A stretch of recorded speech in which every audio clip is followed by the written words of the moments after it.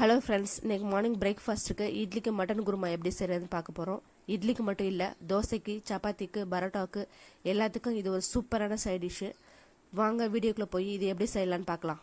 குக்கரில் 50 ml gold வினர் oil add பண்ணியிருக்கேன். இது கூட சோம்பு, கிராம்பு, பட்டை, ஏலக்காய், பொடியாக நறுக்குன மீடியம் சைஸ் வெங்காயம் இதெல்லாம் ஆட் பண்ணிக்கோங்க.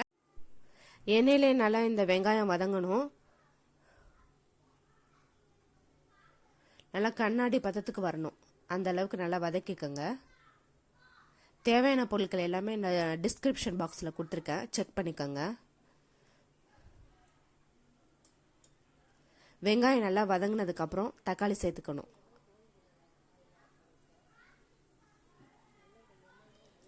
ஒரு 5 minutes அப்படியே இருக்கட்டும். நல்லா ஆனியன் வதங்கட்டும். ஆனியன் நல்லா வதங்கிடுச்சு. இப்போ நம்ம டொமேட்டோ ஆட் பண்ணிக்கலாம். இது கூட நான் கட் பண்ணி வச்ச ஒரு 3 தக்காளி ஆட் பண்ணிக்கிறேன். இது கூட கொஞ்சமாக உப்பு சேர்த்துக்கிறேன். உப்பு சேர்த்து நல்லா கிளறி விட்டுக்கோங்க.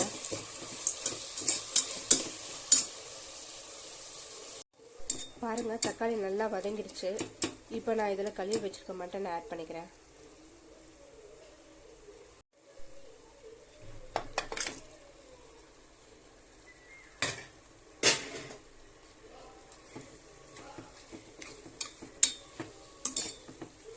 மட்டனை சேர்த்து நல்லா வதக்கிக்கோங்க.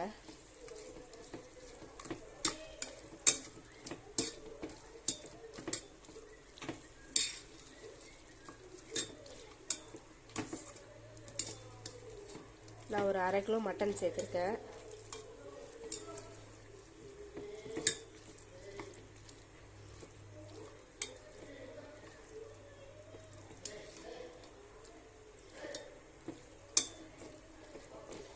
நல்லா ஒரு 5 minutes மட்டன் நல்லா இந்த எண்ணெயிலே நல்லா வதங்கட்டும். இங்கே சைடில் இட்லி வெந்துருச்சு. இப்போ ஓப்பன் பண்ணி பார்க்கலாம் வாங்க. வாவ், இட்லி சூப்பராக வெந்திருக்கு பாருங்க. இப்போ இட்லியை மாற்றிக்கலாம். இட்லி எடுத்து ஹாட் பாக்ஸில் மாற்றி வச்சுட்டு இன்னொரு இட்லி ஊற்றி வச்சுட்டேன் பாருங்கள். இப்போ நம்மளோட மட்டன் என்ன ஸ்டேஜில் இருக்குன்னு பார்க்கலாம் வாங்க. நல்லா வதங்கிருச்சு. எண்ணெயில் நல்ல மட்டன் நல்லா வதங்கிருக்கு. இப்போ இந்த ஸ்டேஜில் நமக்கு தேவையான மசாலா பொருட்கள்லாம் ஆட் பண்ணிக்கலாம். ஒரு 1/2 teaspoon மஞ்சத்தூள், 1.5 tablespoon மட்டன் மசாலா ஆட் பண்ணிக்கலாம். இதில்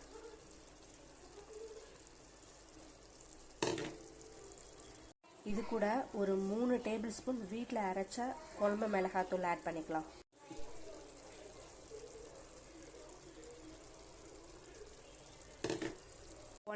one table spoon garam masala add பண்ணிக்கலாம்.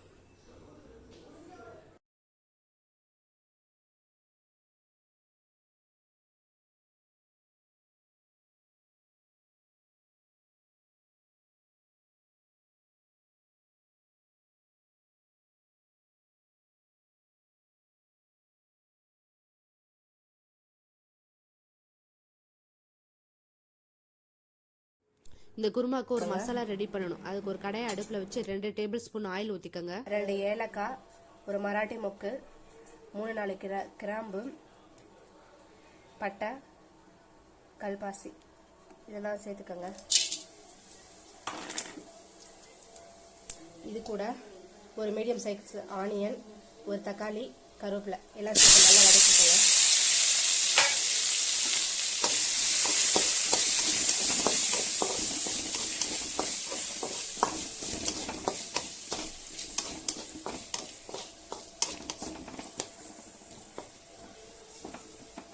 நல்லா வதங்கட்டும் எல்லாம் சேர்த்து.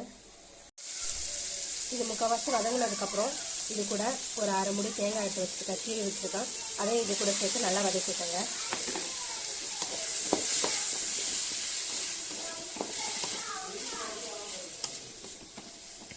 நல்லா வதங்கட்டும். எல்லாம் நல்லா வதங்கிடுச்சு. இப்போ அடுப்பை ஆஃப் பண்ணிடலாம். அடுப்பை ஆஃப் பண்ணிட்டு ஆறினதுக்கப்புறம் மிக்சியில் போட்டு நல்லா அரைச்சிட்டு வந்துடலாம் நைஸாக. எல்லாம் நல்லா ஆறிடுச்சு. இப்போ இதை ஒரு மிக்ஸி ஜாரில் போட்டு நல்லா நைஸாக அரைச்சிக்கோங்க.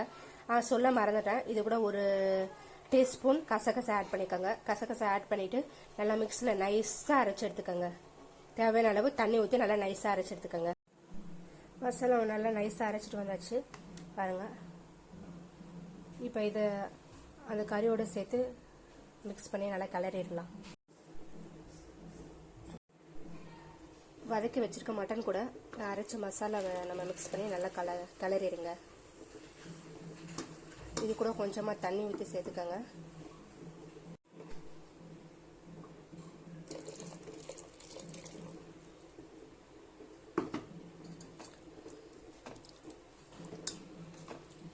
சேர்த்துட்டு நல்லா எல்லாம் கிளறி எடுத்துக்கோங்க.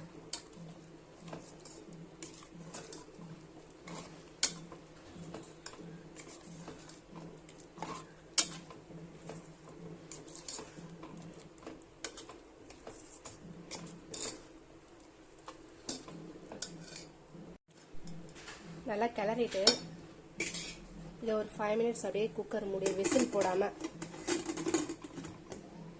போடாமல் ஒரு 5 மினிட்ஸ் அப்படியே குக்கர் மூடி போட்டு வச்சுடுங்க. அடுப்பை வந்து சிம்மிலேயே இருக்கட்டும். இப்போ ஓப்பன் பண்ணி பார்க்கலாம் பாருங்க.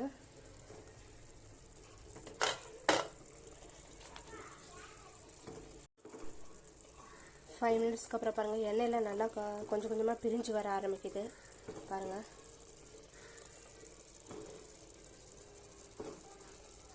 எண்ணெயில் நல்லா பிரிஞ்சு வருது. இப்போ லைட்டாக கிளறி விட்டுட்டு, அடி எதுவுமே பிடிக்கவே இல்லை, லைட்டாக கிளறி விட்டுட்டு உங்களுக்கு தேவையான அளவு தண்ணி உப்பு எல்லாம் சேர்த்துக்கங்க. தேவையான அளவு தண்ணி,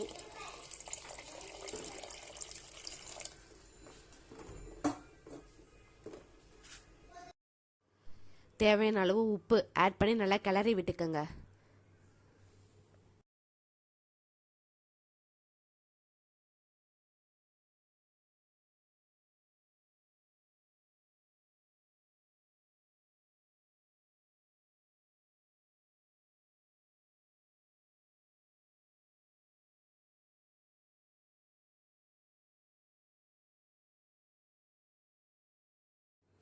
இந்த ஸ்டேஜில் நான் 1 டீஸ்பூன் இஞ்சி பூண்டு பேஸ்ட் ஆட் பண்ணுறேன்.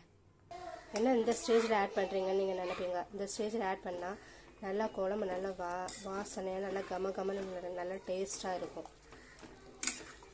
பச்சை வாசனைலாம் எதுவுமே இருக்காது. நம்ம குக்கரில் தானே செய்கிறோம், விசில் வந்ததுக்கப்புறம் ஒன்றுமே பச்சை வாசனை எதுவுமே இருக்காது. நல்லா சூப்பராக டேஸ்ட்டாக இருக்கும்.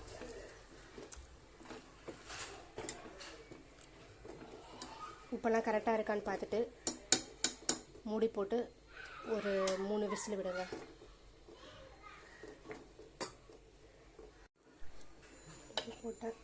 வெயிட் போட்டாச்சு, இருக்கட்டும். 3 விசில் வந்ததுக்கப்புறம் ஓப்பன் பண்ணி பார்க்கலாம். 3 விசில் வந்துச்சு. இப்போ நம்மளோட குக்கரை ஓப்பன் பண்ணி பார்க்கலாம். விசில்லாம் நல்லா ஆஃப் ஆனதுக்கப்புறம் குக்கரை ஓப்பன் பண்ணுங்கள்.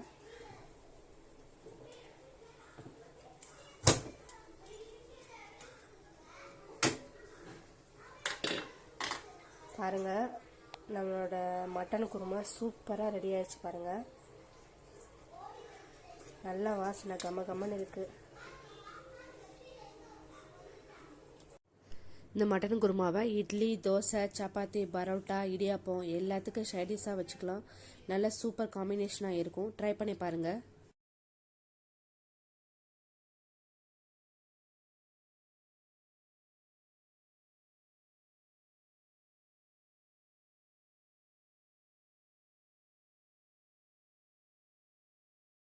நம்மளோட சூப்பரான idli and mutton kurma ready ஆயிடுச்சு. உங்களுக்கு இந்த காம்பினேஷன் பிடிக்குன்னா கமெண்ட் பாக்ஸில் எஸ்ன்னு டைப் பண்ணுங்கள். அப்படியே லைக் பட்டனை ப்ரெஸ் பண்ணுங்கள். இந்த வீடியோ பிடிச்சிருந்தா லைக் பண்ணுங்கள், ஷேர் பண்ணுங்கள், சப்ஸ்கிரைப் பண்ணுங்கள். See you in next video. Thank you. Bye bye. Take care.